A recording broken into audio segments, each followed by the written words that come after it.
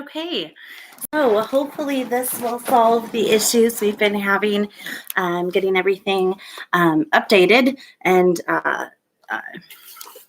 oh heavens, uploaded to YouTube. So, kiddos, here you go. The Scarlet Letter by Nathaniel Hawthorne, Chapter 7. We are looking specifically for symbolism of pearl as the Scarlet Letter incarnate.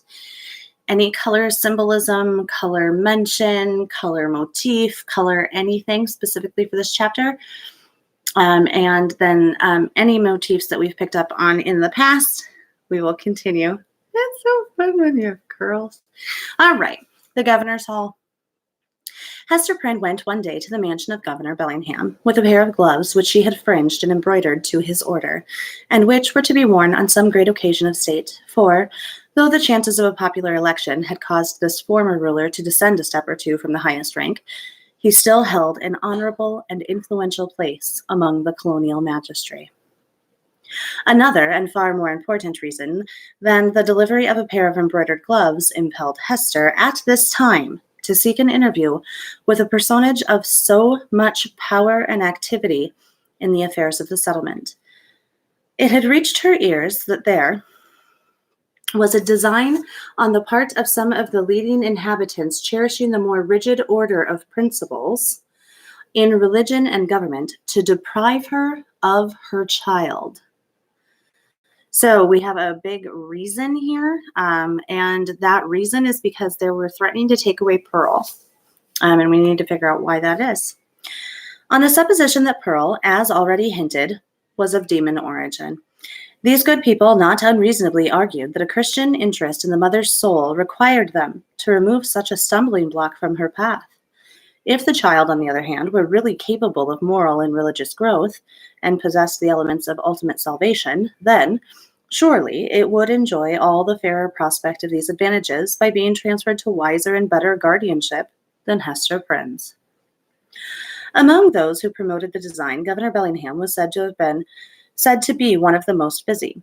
It may appear singular, and indeed not a little ludicrous, that an affair of this kind, which in later days would have been referred to no higher jurisdiction than that of the select men of the town, should then have been a question publicly discussed, and on which statesmen of eminence took sides.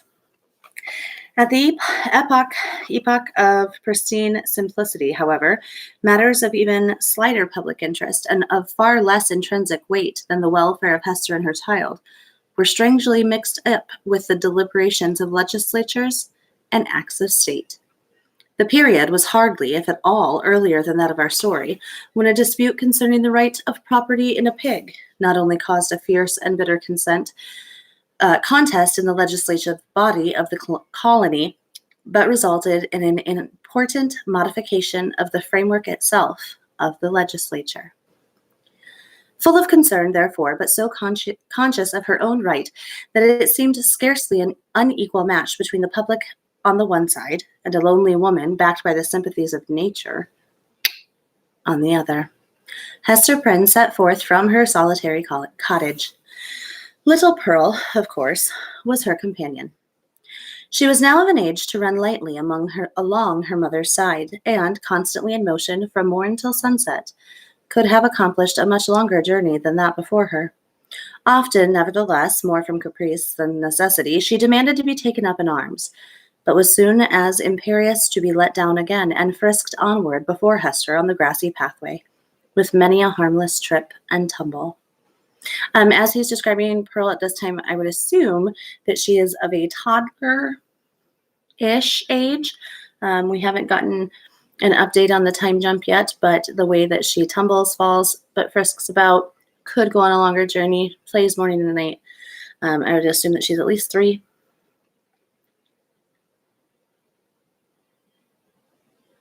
We have spoken of Pearl's rich and luxuriant beauty, a beauty that shone with deep and vivid tints, a bright complexion, eyes possessing intensity both of depth and glow, and hair already of a deep, glossy brown, and which, in after years, would be nearly akin to black. There was fire in her, and throughout her, she seemed the unpremeditated offshoot of a passionate moment. Her mother, in contriving the child's garb, had allowed the gorgeous tendencies of her imagination their full play, arraying her in a crimson velvet tunic of a peculiar cut, abundantly embroidered in fantasies and flourishes of gold thread. So much strength of coloring, which must have given a wan and pallid aspect to cheeks of a fainter bloom, was admirably adapted to Pearl's beauty, and made her the very brightest little jet of flame that ever danced upon the earth. We had a couple of metaphors in that one, but you also have a crimson dress with gold embellishments and embroidery, which should be sending off some giant spotlights that she's her own little scarlet letter. But it was remarkable. It was a remarkable attribute of this garb, and indeed of the child's whole appearance, that it irresistibly and inevitably reminded the beholder of the token which Hester Prynne was doomed to wear upon her bosom. That's what I just said. It was the little scarlet letter in another form, the scarlet letter endowed with life. I'd mark that. The mother herself, as if the red ignominy were so deeply scorched, another burn motif, into her brain that all her conceptions assumed its form, had carefully wrought out the similitude, lavishing many hours of morbid ingenuity to create an analogy between the object of her affection and the emblem of her guilt and torture. But in truth, Pearl was the one as well as the other, and only in consequence of that identity had Hester contrived so perfectly to represent the scarlet letter in her appearance. As the two wayfarers came within the precincts of the town, the children of the Puritans looked up from their play, what passed for play with those somber little urchins, and spoke gravely one to another. Behold, verily, there is the woman of the scarlet letter, and of a truth, moreover, there is the likeness of the scarlet letter running along beside her. Come, therefore, and let us fling mud at them. But Pearl, who was a dauntless child, after frowning, stamping her foot, and shaking her little hand with a variety of threatening gestures, suddenly made a rush at the knot of her enemies, and put them all to flight. She resembled in her fierce pursuit of them an infant pestilence, the scarlet fever, or some such half-fledged angel of judgment, whose mission was to punish the sins of the rising generation. She screamed and shouted, too, with a terrific volume of sound, which, doubtless, caused the hearts of the fugitives to quake within them. The victory accomplished, Pearl returned quietly to her mother and looked up, smiling, into her face. Without further adventure, they reached the dwelling of Governor Bellingham. This was a large wooden house, built in the fashion of which there are specimens still extant. Well, that's extent in the streets of our older towns, now moss-grown, crumbling to decay, and melancholy at heart, with the many sorrowful or joyful occurrences, remembered or forgotten, that have happened and passed away within their dusky chambers. Then, however, there was the freshness of the passing year on its exterior, and the cheerfulness gleaming forth from the sunny windows of a human habitation into which death had never entered. It had, indeed, a very cheery aspect, the walls being overspread with a kind of stucco, in which fragments of broken glass were plentifully intermixed, so that, when the sunshine fell aslantwise over the front of the edifice, it glittered and sparkled, as if diamonds had been flung against it by the double handful. I'm going to pause one moment to let my husband know that I'm live on YouTube, and I can't edit this. The brilliancy might have befitted Aladdin's palace rather than the mansion of a grave old Puritan ruler. It would be assumed that you would understand the passing reference to Aladdin's palace and how grand it would be. Therefore, we would consider that an indirect reference to, that might be my baby, an indirect reference to anything biblical, mythological, classical literature, or pop culture as an illusion. It was further decorated with strange and seemingly Kabbalistic figures and diagrams, suitable to the quaint taste of the age, which had been drawn in the stucco when newly laid on, and had now grown hard and durable for the admiration of aftertimes.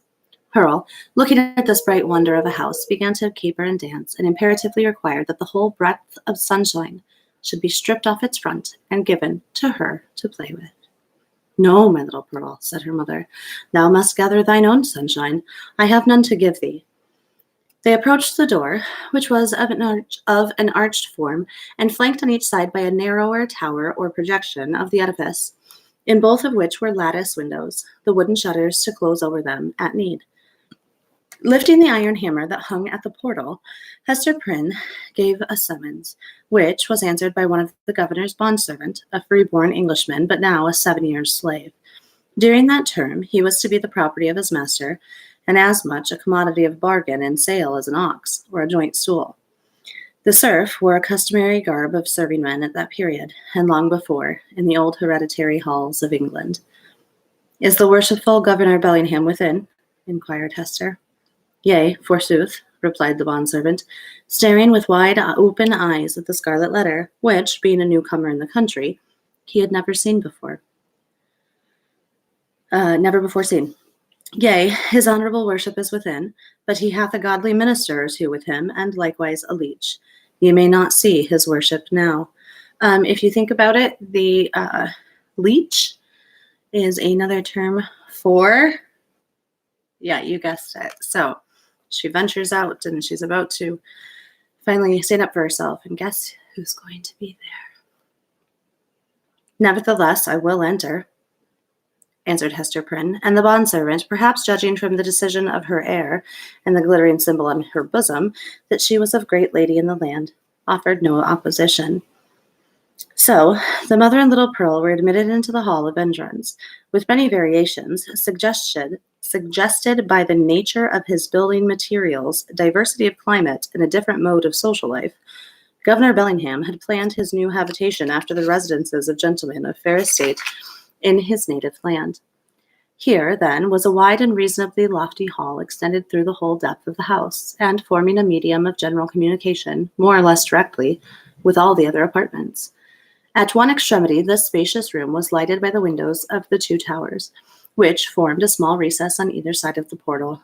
At the other end, though, partly muffled by a curtain, it was more powerfully illuminated by one of those embowed hall windows which we read of in old books, and which was provided with a deep and cushioned seat.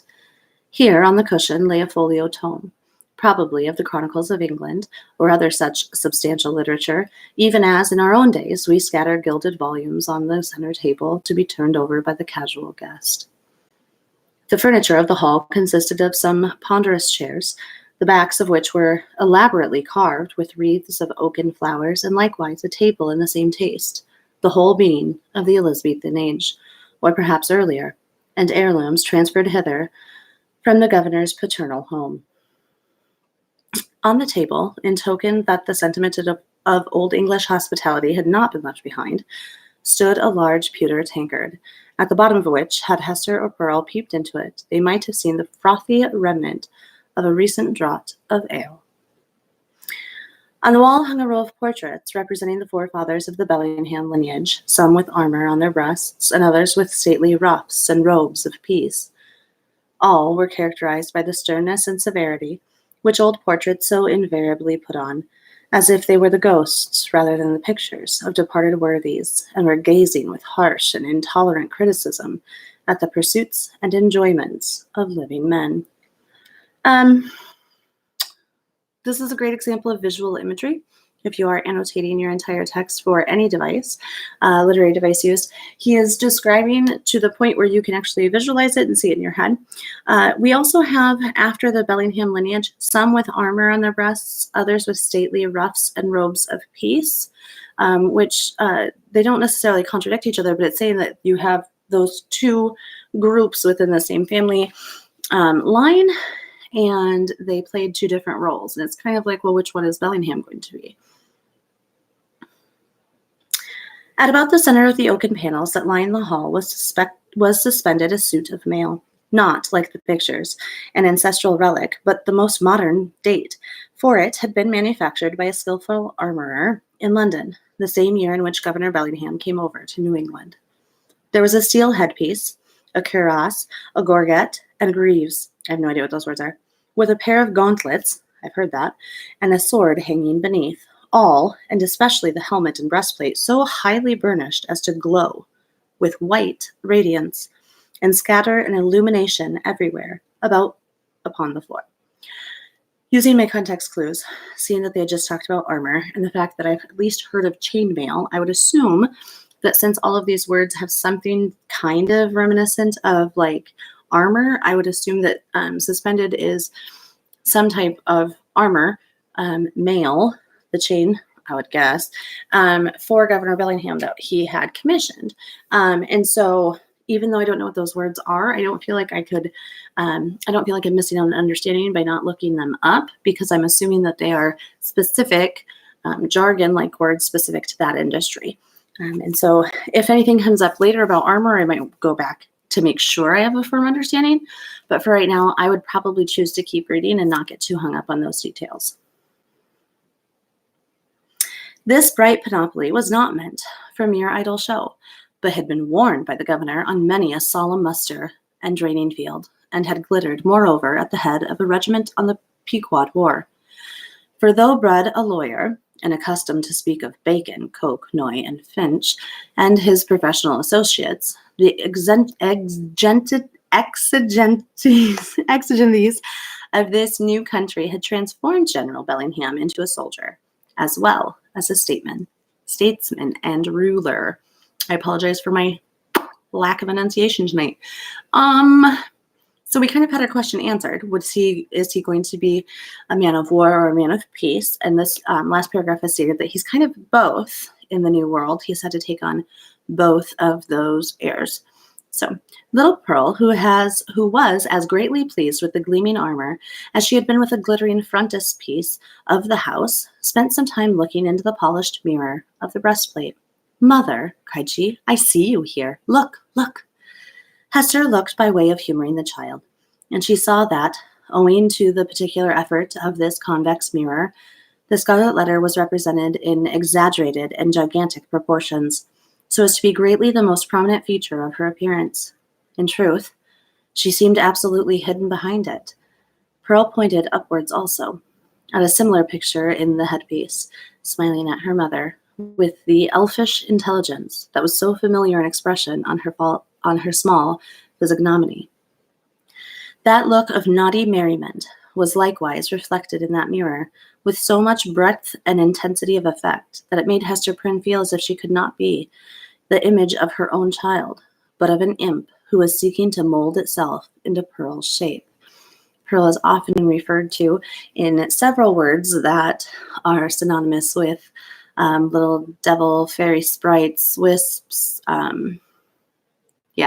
and imp comes up a lot. "Come along, Pearl," she said, drawing her away. "Come and look into this fair garden. It may be we shall see flowers here. There, more beautiful ones than we would find in the woods." Pearl accordingly ran to the bow window at the further end of the hall, and looked along the vista of a garden walk, carpeted with closely shaven grass, and bordered with some rude and immature attempt at shrubbery. But the proprietor appeared already to have relinquished as hopeless the effort to perpetuate on this side of the Atlantic, in a hard soil, and amid the close struggle for subsistence, the native English taste for ornamental gardening. Cabbages grew in plain sight, and a pumpkin vine, rooted at some distance, had run across the intervening space, and deposited one of its gigantic products directly beneath the hall window, as if to warn the governor that this great lump of vegetable gold was as rich an ornament as New England earth would offer him. There were a few rose bushes, however, and a number of apple trees, probably the descendants of those planted by the Reverend Mr. Blackstone, the first settler of the peninsula, that half-mythological personage who rides through our early annals seated on the back of a bull. I'm assuming we're supposed to know who that man is, or the reference to the literature that is being discussed. Therefore, this would be considered an illusion. Pearl, seeing the rose bushes, began to cry for a red rose, and would not be pacified. "Hush, child, hush," said her mother earnestly. "Do not cry, dear little Pearl. I hear voices in the garden. The governor is coming, and gentlemen along with him." You did have hush, child, hush, so the repetition of a word or phrase with other words or phrases in the middle of said repetition. So if you are annotating, that would be an epilepsis. In fact, down the vista of the garden avenue, a number of persons were seen approaching toward the house. Pearl, in utter scorn of her mother's attempt to quiet her, gave an eldritch scream, and then became silent, not from any motion of obedience, but because the quick and mobile curiosity of her disposition was changed by the appearance of those new personages. That's my baby. So I'm going to go get him back to sleep, and then we'll pick up with chapter 8. Hopefully this records so that you guys can see it later too. So I guess we'll find out.